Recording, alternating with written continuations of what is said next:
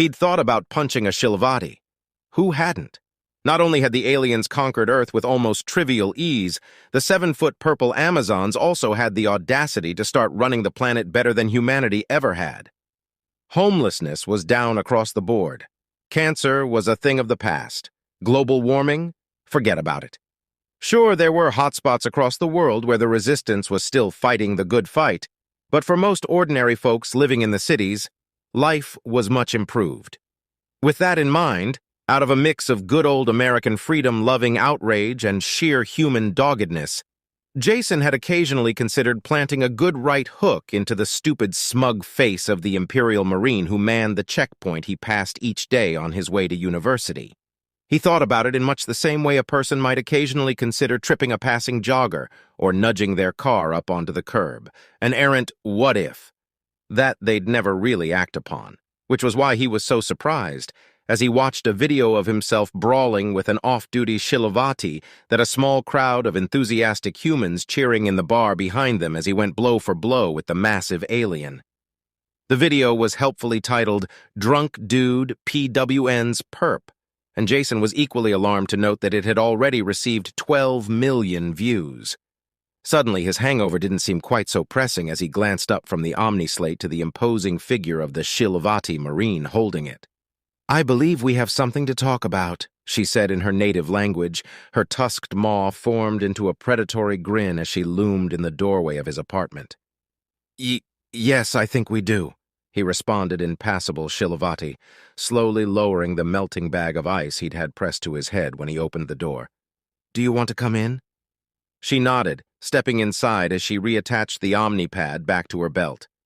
Jason watched her go before turning to shut the door, glancing around to make sure no one had seen her come in. The last thing he needed to do was get labeled as a perp lover.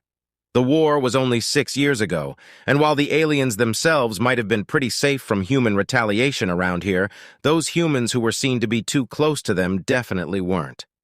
"So," he said, turning to the alien who was shamelessly looking around his apartment, "how much trouble am I in?"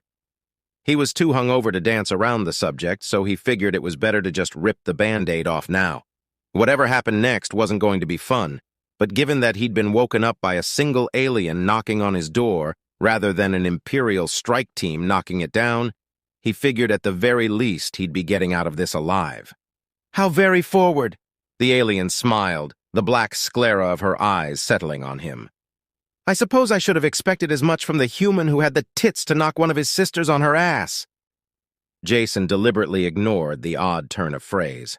It was usually indicative of how long one of the aliens had been on the planet by how many native phrases they picked up and mangled. "Is she, okay?" The Marine waved a hand dismissively. "A few bruises and a small concussion. I imagine the greatest injury will be to her pride, not just from her loss, but from the endless ribbing she will receive from her squad mates about being laid low by a human of all things, and a male one at that. You do realize we're traditionally the bigger gender down here, right? Unlike most of the rest of the galaxy, apparently. We do. Oddity that your species is, but cultural expectations and factual realities seldom go hand in hand." She smiled. "One need only look at those of your kin who continue to fight us to see that." The insinuation was as subtle as a brick.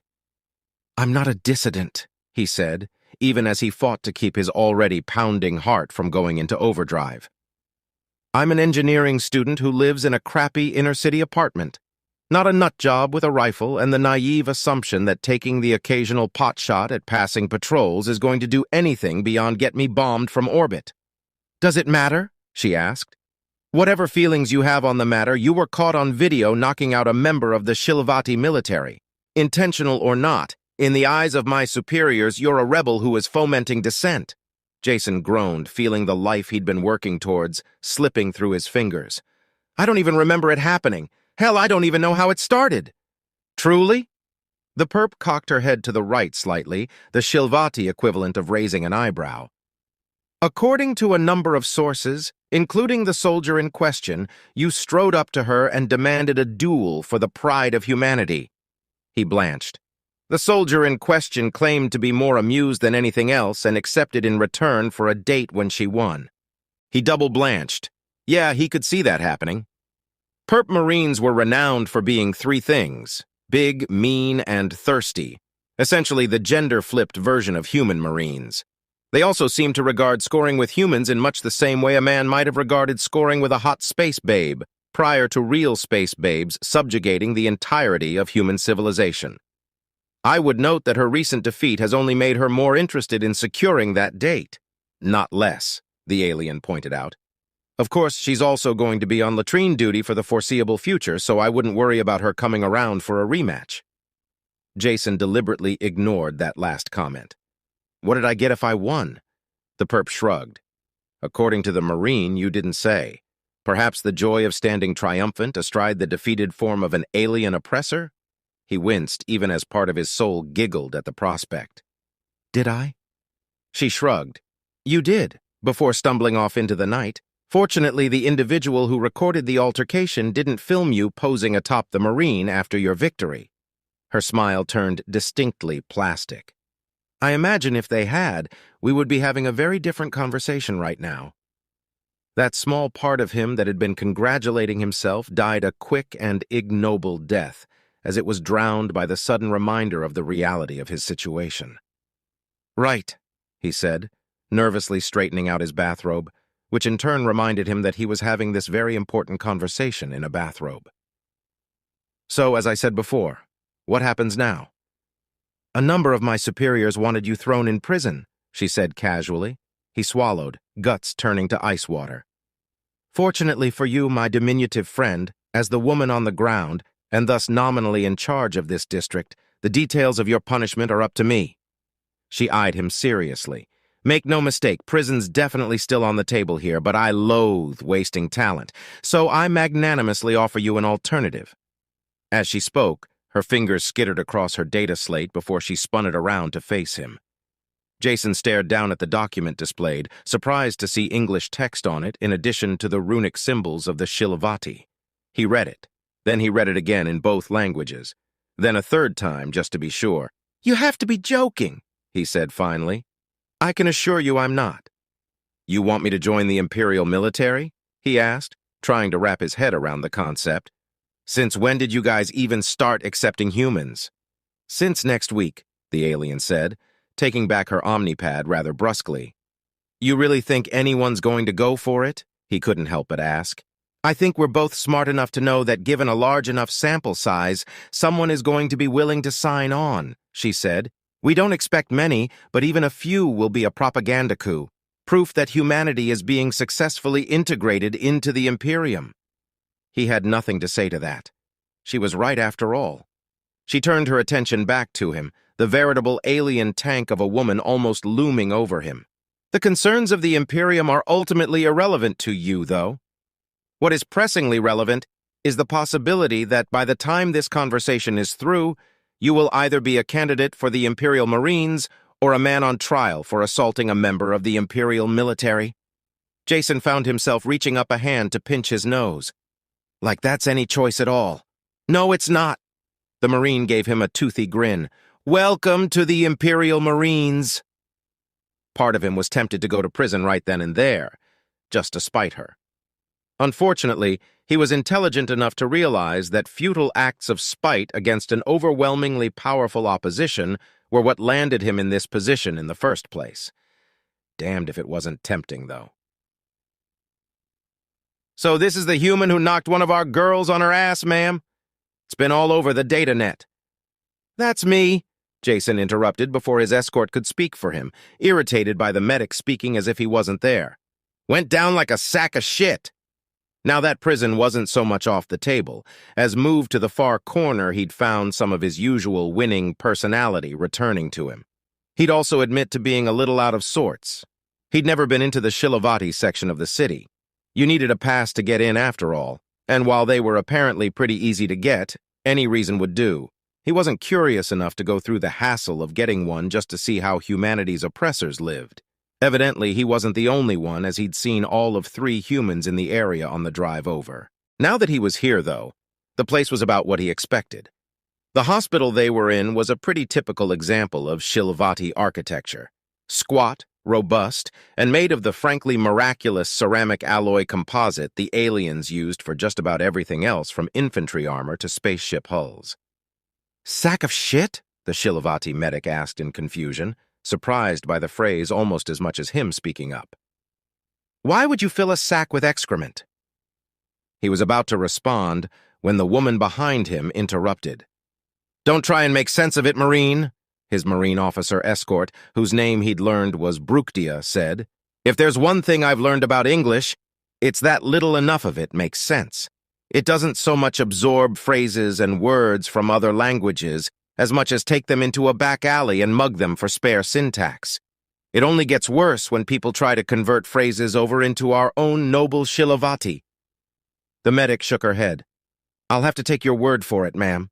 I've only been on this world for a few months, and, Empress willing, I'll be gone in a few more, hopefully to somewhere in the outer reaches. Roach pirates have apparently been getting uppity in the area. With any luck, I might see some actual action." "My homeworld not agreeing with you?"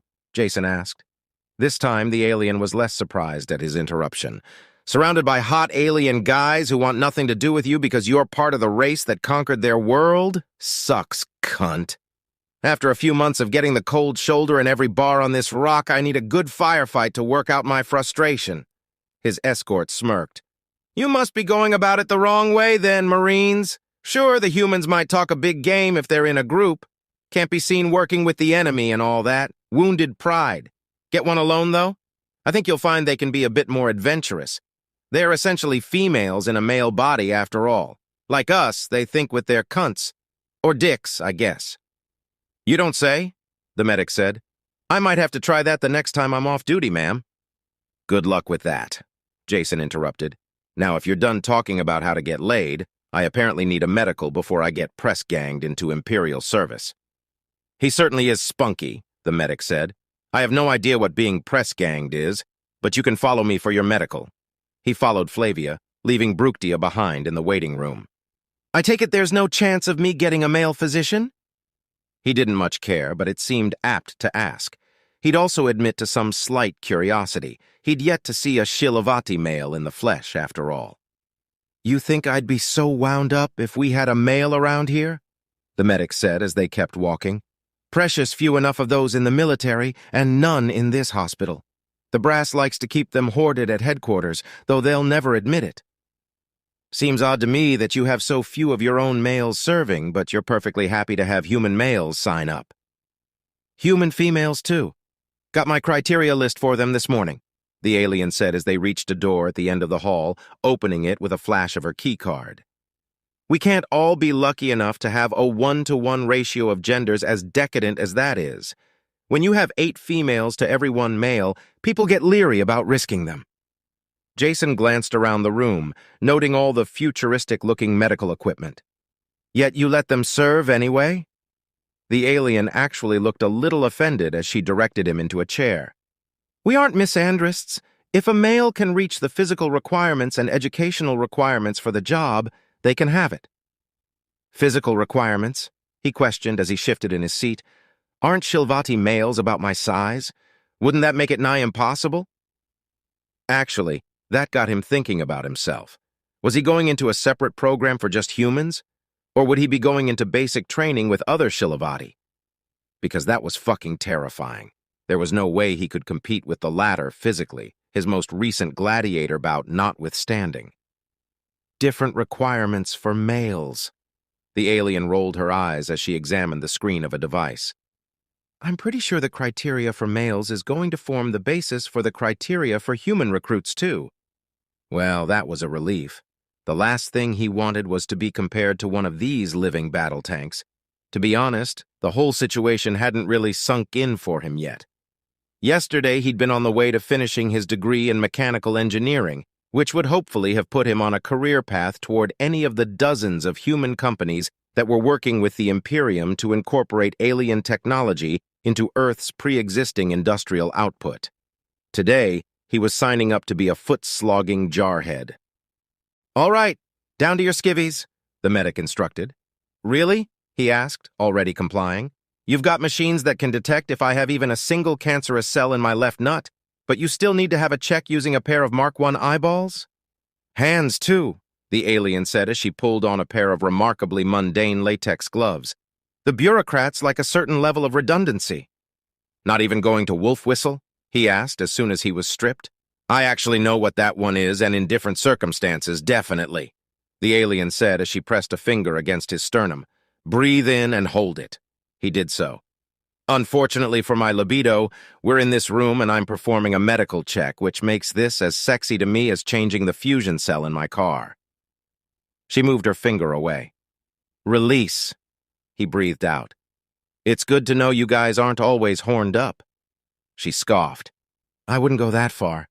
If you wanted to out for a drink afterwards and have a little reenactment of this procedure at my apartment, I wouldn't complain. Thanks, but no thanks, he said. I imagine my dance card is going to be booked up for the foreseeable future. That one was new to me, the woman said as she ran something that emitted a blue light over him. Though if it means what I think it means, I wouldn't count on it. If the generalship is going for some kind of human auxiliary corps, you might be here for weeks or months until enough of you are processed to form a unit for basic training. Jason frowned. You said if? She shrugged. It's possible you might just end up getting shoved into the main recruitment stream and be gone by tomorrow. It's basic training with the masses before being specialized later. It's what we do with males. Same program, just different criteria for passing. Sounds a little one-size-fits-all, he said. You'll be serving with women eventually anyway. Little point in segregating you during training. He couldn't really argue with that logic. All right, put on these and let's see what you can do. He raised an eyebrow as a plastic-wrapped bundle of gym clothes thumped into his chest before landing in his hands.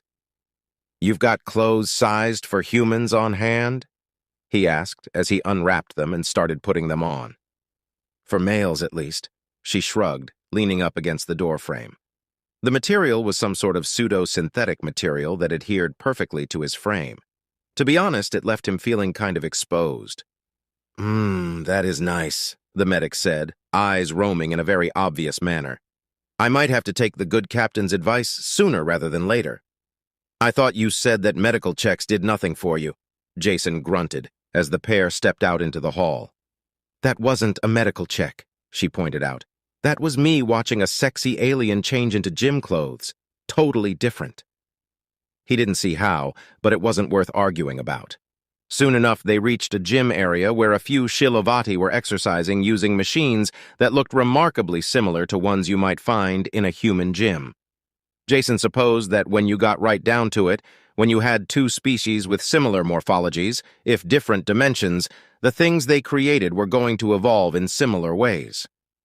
The pair of them drew a few semi-interested looks as they walked over to a treadmill, but most of the aliens returned to their own exercise after a cursory glance and once over. Those that continued to stare, Jason ignored. All right. My Omnipad is reminding me that you humans have to stretch first before strenuous exercise, so do that before getting onto the machine. He did so. You guys don't have to stretch? No, she said, as she pressed a few buttons on the treadmill. I would explain it, but I don't think either of us are that interested. He just nodded as he finished up his set and hopped onto the machine. It was almost like being at the gym near his apartment.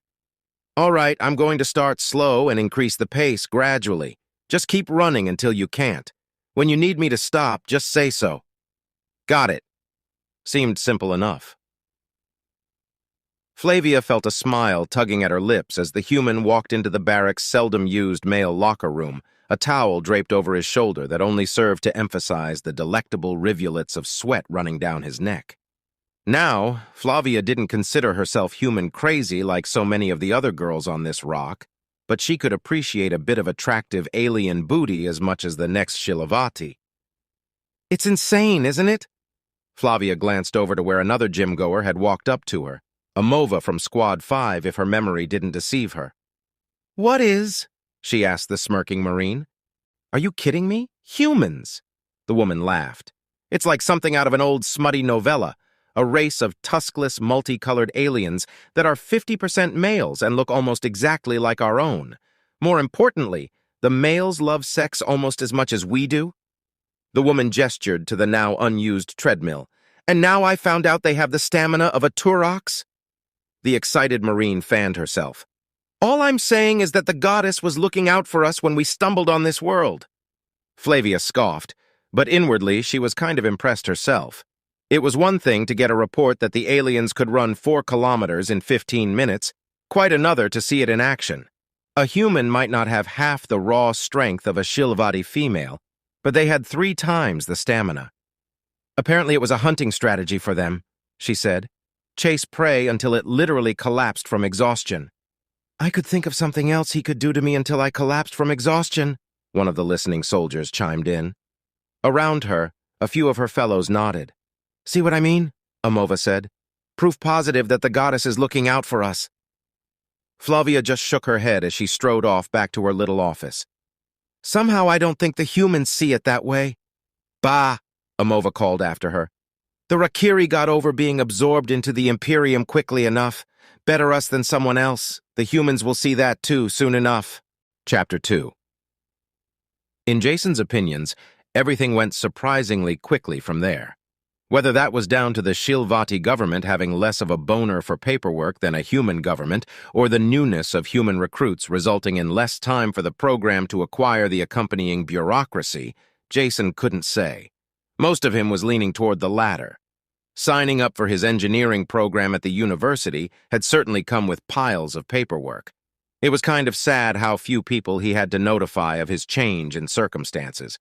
While he wouldn't go so far as to call himself a total loner, he had precious few friends and acquaintances.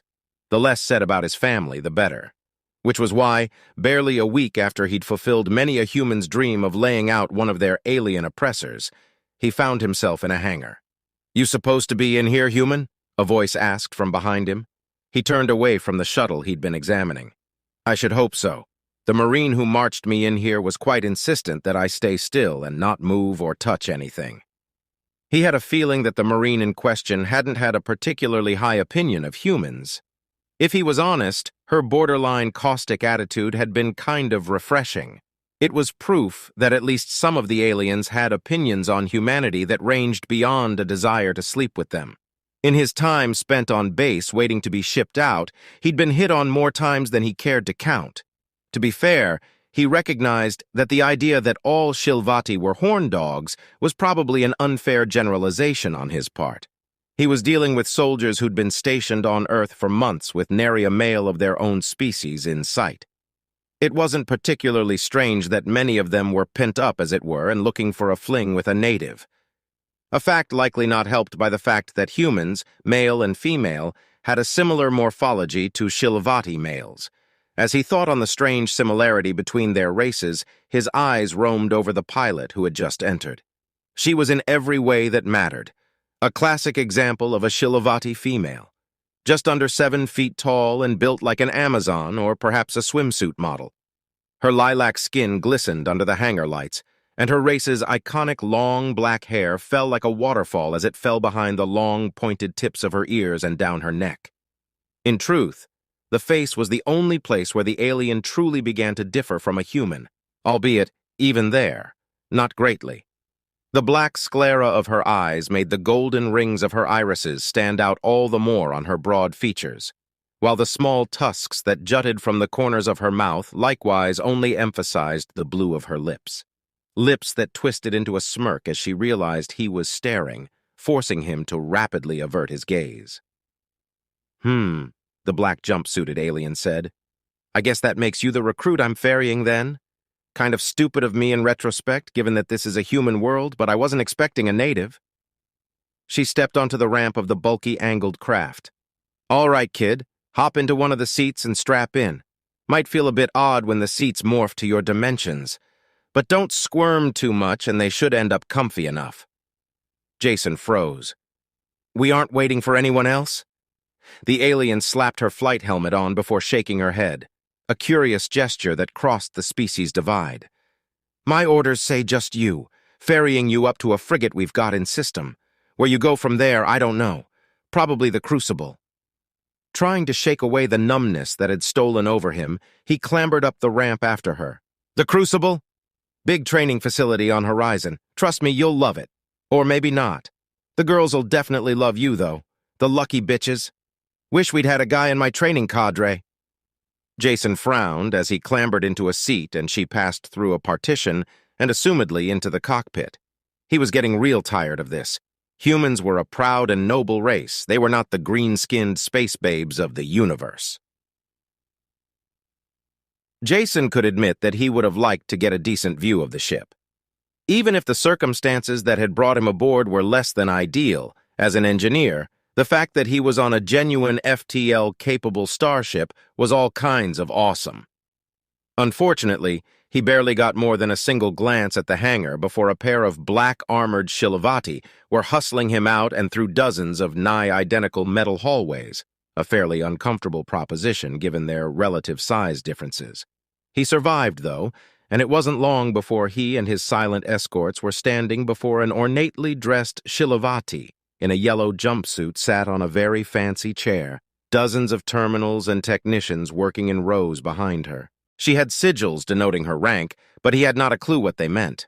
Still, it didn't take a genius to realize that this was the bridge, and Jason was in front of the captain. "You're going into a cabin for the duration of the trip," she said without preamble, the golden hoops through her short tusks ringing with the movement of her mouth. "Food will be delivered to you punctually at mealtimes. You will not leave that cabin. After this meeting, I don't want to see you or hear from you." With a horde of black-garbed mooks behind him and a very stern military woman in front of him, there was little he could do but nod.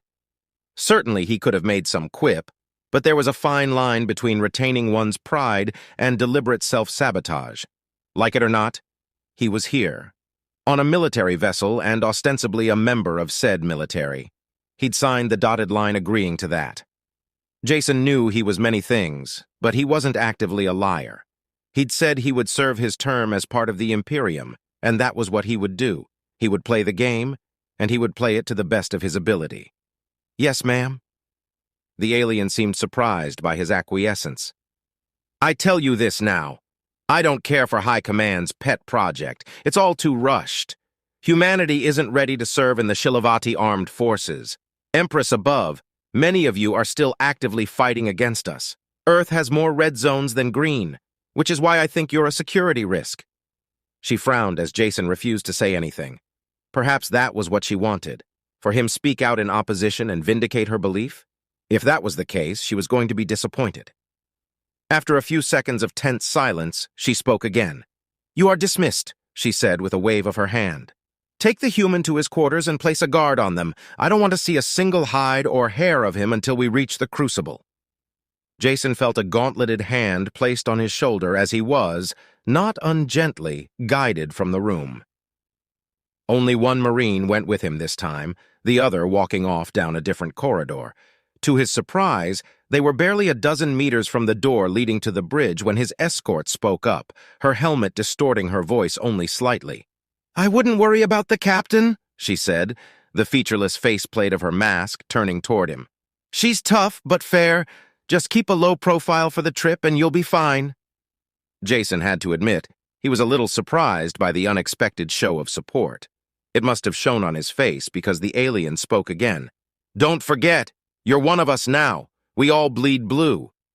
Jason didn't know what to say to that, so he said nothing and remained silent the rest of the trip down to his new accommodations. "You doing okay, human?" Jason glanced up from the terminal he'd been sitting at as his midday meal arrived, held in the hands of a bemused Shilivati. "No less sane than I was when I arrived, Sharilla," he murmured as he gratefully took the tray from the alien. The food on it wasn't particularly appetizing, doubly so given that it was both Shilivati and military food. Still, it served to break up the monotony of his isolation some. "So, not sane at all?" Jason rolled his eyes at the alien's smirk. In the time he'd come aboard, the video of his brawl on Earth had made the rounds through the ship and become a hot talking point. Some were impressed with his chutzpah, some were pissed at his audacity, but most everyone thought he was nuts. Which said a lot about Shilivati arrogance in his opinion. Of course, he had no way of confirming any of that, given that his only point of contact with the rest of the ship was the sailor across from him, and it wasn't impossible the alien was just fucking with him. He doubted it, but he was a cynic by nature. An interesting detail about Sharila was that he was male, one of two on the ship. The other was part of the crew and worked down in the kitchens while Sharila was the captain's steward, hence why he had been given the job of human watcher. Jason didn't mind. It sure as shit beat having a silent Marine standing outside his door at all hours. The human-sized male had a fairly wicked little sense of humor, and was easy enough to get along with. As the human spooned purple mush that vaguely tasted like boiled yams into his mouth, he found his eyes glancing over the alien standing in the doorway. Looking at him, he could kind of understand why Shilavati sort of lumped human males and females together. Sure, most had a preference, but he'd heard plenty of the girls in his classes complaining about getting hit on in bars by drunken aliens. In many ways, Shilavati females were pretty close to big purple orcs, and as such had pretty broad facial features. The males, on the other hand, while they had tusks like the females, had a facial structure that ran much closer to what in a human would be dangerously androgynous. Hell, if you took Sharila, removed the tusks, gave him contacts, and sprayed him something other than purple, he could pass as a reasonably attractive human woman. A flat human woman, but a woman nonetheless.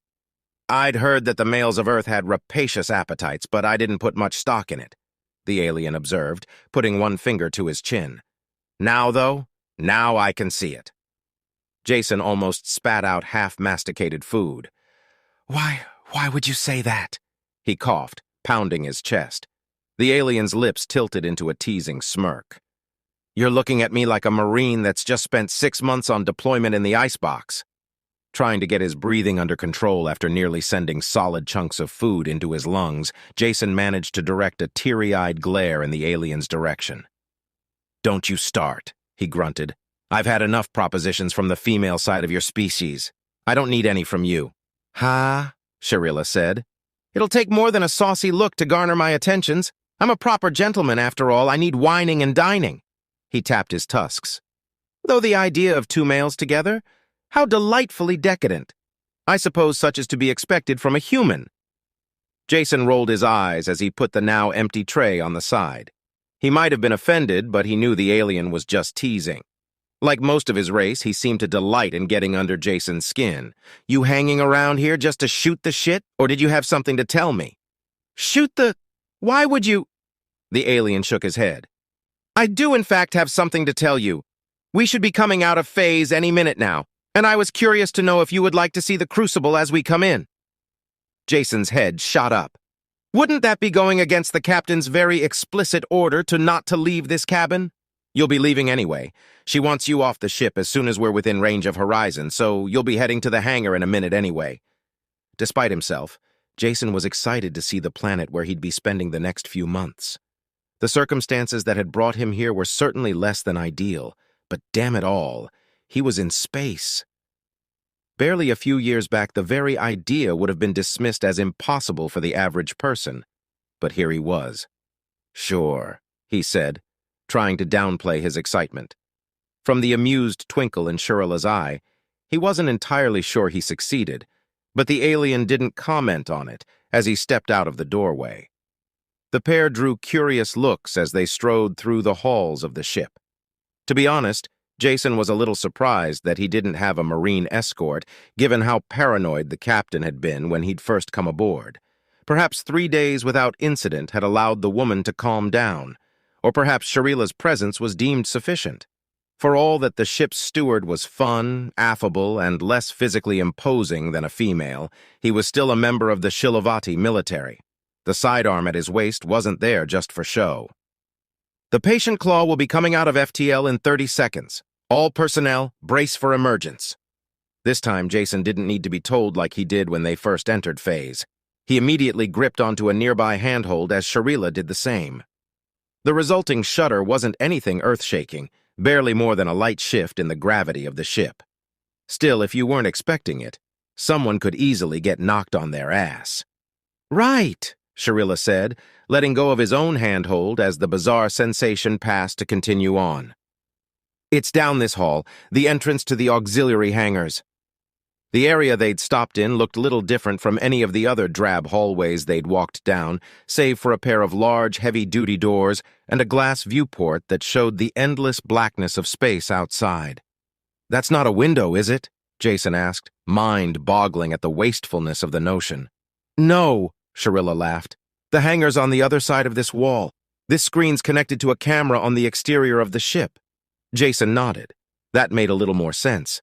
He was about to speak when the view from the camera shifted, and he found the words tumbling away from him. It was an exhilarating, depressing, and terrifying sight. Dozens of Shilvati capital ships hung in the void of space, surrounding a single massive donut-shaped space station. Each of those ships had swarms of support craft surrounding them in turn. The sheer scale of it all boggled the mind. Each of those massive ships must have been the size of a small town, while the station itself probably held the population of an entire city, if not more. Almost against his will, his eyes tracked down to the planet the station orbited. They were currently facing the night side of the world, and he could see lights spread out across the surface in densities easily the equivalent of Earth. Just one of the many inner sphere worlds that made up the Shilvati Imperium, each with populations equivalent to or exceeding Earth's. An amazing sight, isn't it? Sharilla asked, pride on clear display. Jason just nodded, a complicated feeling churning in his gut. How was Earth ever to be free if that was what it was up against? Did it even want to be free if that was the kind of power it took to stand alone in this universe? Jason didn't know, and to be frank, he didn't want to know. Let someone else worry about Earth. He had his own problems. Can you tell me which shuttle I'm getting on? He asked tonelessly. So this is a human, huh? A Shilvati murmured from behind a massive wooden desk. I think I can see what all the fuss is about. Jason had no idea what the woman's rank was beyond high. Her age and fancy uniform told him that much. His knowledge of the Shilvati rank structure began at private and ended at captain, or what the internet had told him was the rough Shilvati equivalent to those roles. He didn't know whether her words were a prompt for him to speak, and so he didn't. Better to be silent and thought a fool than open his mouth and remove all doubt. Certainly a different thought process than his usual approach to things, but being stranded on a planet who knew how many light years away from everything you'd ever known had a way of reshuffling one's priorities. At the minute, assuaging his own ego ranked pretty low on that list. They're rushing things, the other, slightly less fancily dressed and younger Shilvati said from where she was standing in the corner of the room. Getting excited about a new toy and putting politics before common sense. The first Shilvati seemed amused. You disagree? The other alien shook her head. I'm a soldier. I'll do as I'm told. You just think that arming and training a people we subjugated less than a decade ago is a boneheaded idea? The senior asked, prompting a nod. Well, I agree. She turned to level a stern stare at Jason, who'd been slowly wondering if he was supposed to be present for this conversation. Unfortunately for all of us, I'm a soldier too. If the matriarchs tell me to wrestle a Taurox, I ask which one, and today, recruit, you are my Taurox. Jason had to resist the urge to shuffle uncomfortably, not just from the woman's intimidating glare, but from the fact that those were her first words directed at him. I'll say this now. Despite my reservations about this program as a whole, they have no bearing on you as an individual.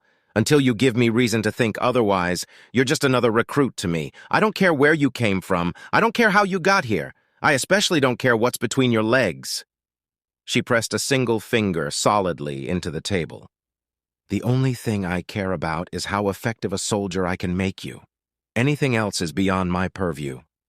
This time she waited until Jason realized she was expecting a response. Yes, ma'am. Good. The woman nodded.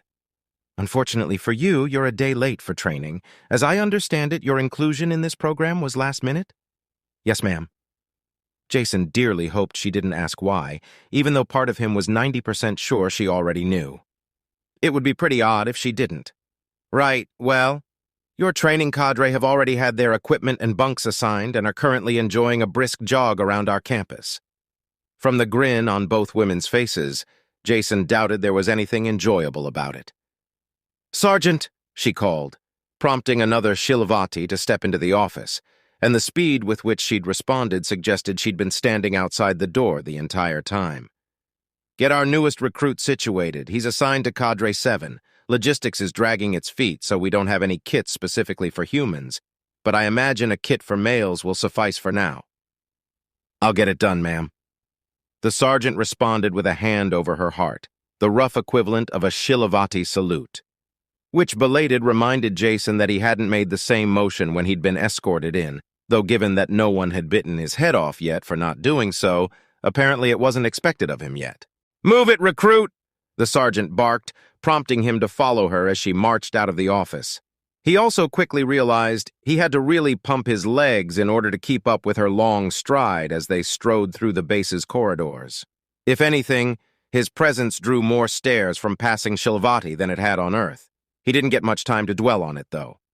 "I said move it, pink skin. You aren't in the civvies anymore, recruit," she chastised as he followed along behind her. "When you serve the Imperial Empress, you are expected to move with some goddess-damned purpose." Jason felt his heart sink as the woman continued to berate everything about his pace, form, species, gender, height, and stride, all without breaking her own.